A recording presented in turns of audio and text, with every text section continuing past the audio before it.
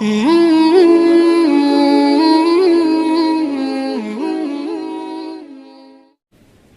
یہ بات خوب یاد رکھو کہ رمضان کا بنیادی مقصد کیا تھا؟ تقوی. اور تقوی کہتے ہیں حرام خواہشات سے بچنا، اللہ کے حکام کو پورا کرنا. تو ہم میں سے ہر شخص کی ذمہ داری ہے وہ یہ دیکھے کہ رمضان میں میرے اندر کتنا تقوی پیدا ہوا ہے. بعض ایسے ہوتے ہیں خوش قسمت جو رمضان میں سارے گناہوں کو چھوڑ دیتے ہیں، بالکل یو ٹرن لے لیتے ہیں، جس طرف جا رہے تھے نا وہاں سے بالکل ہٹ جاتے ہیں. اور بعض ایسے ہوتے ہیں جو 50% تبدیل ہو جاتے ہیں.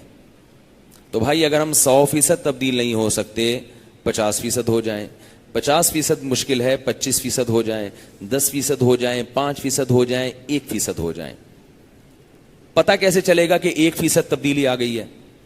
پتہ ایسے چلے گا کہ آپ اپنے گناہوں کی ایک لسٹ بنائیں جو گناہ کرتے ہیں، اور یہ دیکھیں کہ اس رمضان میں ان 100 گناہوں میں سے اگر ایک گناہ بھی چھوٹ گیا آپ کا تو 1% تبدیلی، بولو نا بھائی، آ گئی. اور اگر ایک بھی نہیں چھوٹا تو جیسے چلے تھے وہیں کے وہیں کوئی فائدہ رمضان کا نہیں ہوا. ثواب مل گیا، روزے کا بھی مل گیا. یہ ان لوگوں کے لیے جو روزے رکھ رہے ہیں، نمازیں پڑھ رہے ہیں. جو رکھ ہی نہیں رہے ان سے تو میں بحث ہی نہیں کر رہا ابھی، کیونکہ وہ تو تقویٰ چاہتے ہی نہیں. تقویٰ چاہتے تو روزہ تو رکھتے کم از کم. جو روزے دار ہیں ان کی زندگی سے اگر ایک گناہ بھی چھوٹ گیا تو رمضان کا بہت بڑا مقصد حاصل ہو گیا. اگر آپ بد نظری کے عادی ہو، شراب کے عادی ہو، اللہ نہ کرے زنا کے عادی ہو، ماں باپ کی نافرمانی کے عادی ہو، نماز قضا کرنے کے عادی ہو، ایک گناہ تو کم از کم چھوڑ دو بھائی. داڑھی کاٹنے کے عادی ہو، ایک گناہ تو چھوڑ دو کہ شراب سے توبہ کروں گا میں اس رمضان میں، زنا سے توبہ کروں گا میں اس رمضان میں، بد نظری سے توبہ کروں گا میں اس رمضان میں، والدین کی نافرمانی سے توبہ کروں گا اس رمضان میں. کچھ نہیں ہوتا، 5 وقت نماز کی پابندی اب سے شروع کر دوں گا میں. ایک گناہ تو چھوڑے کم از کم.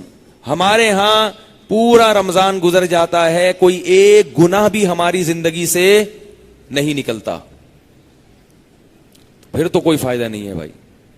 تو اللہ تو کہہ رہے ہیں کہ میں تم سے روزے رکھوا رہا ہوں تاکہ تمہارے اندر نفس کے خلاف طاقت پیدا ہو، اور آپ کے اندر وہ طاقت پیدا ہو ہی نہیں رہی.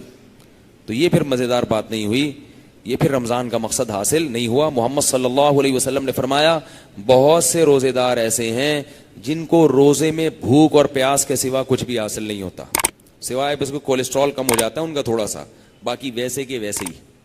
اور بہت سے رات کی عبادت کرنے والے، نمازیں پڑھنے والے ایسے ہیں جن کو رات میں نیند خراب کرنے کے علاوہ کچھ بھی حاصل نہیں ہوتا. بس جاگ لیے، جاگنا سیکھ لیے اور کچھ بھی حاصل نہیں ہوتا. کون لوگ ہیں یہ؟ جو گناہ نہیں چھوڑتے اور گناہ چھوڑنے کی فکر بھی نہیں کرتے. اگر گناہ نہیں چھوٹ رہا کم از کم فکر کرنا شروع کر دے تو یہ بھی ایک اسٹیپ ہے. اور یاد رکھو ایک گناہ چھوڑنے سے دوسرا گناہ چھوڑنا خود بخود آسان ہو جاتا ہے. اللہ تعالیٰ مجھے بھی ان باتوں پر عمل کی توفیق عطا فرمائے. آپ ذرا ویڈیو کے نیچے سبسکرائب کے بٹن پہ کلک کریں، بیل کے آئیکن پہ کلک کیجئے تاکہ ہر نئی ویڈیو کی نوٹیفیکیشن